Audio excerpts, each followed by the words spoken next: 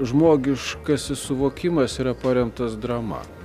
Mes taip pasaulį suvokime. Tik tada pasaulio vaizdas tvarkingai sugula mūsų galvoje, kai jis yra pateiktas draminėme formate. O detektyvas yra nuoga drama.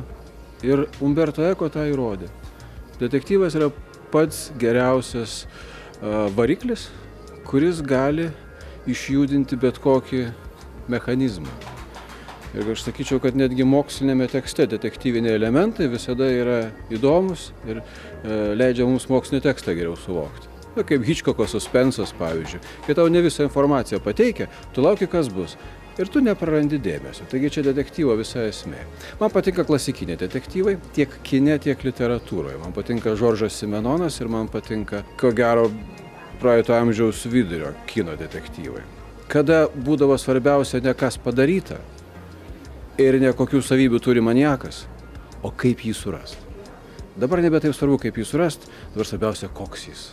Ir koks jis baugus, neįtikėtinas ir ką dar scenaristai, kokių savybių jam sugalvo suteikti. Man tai ne taip svarbu. Man įdomiau pats procesas. Ne veltui kažkada angliškai detektyvai vadindavosi, kas tai padarė. Ten buvo svarbiausia, kas tai padarė ir kaip tai surasti.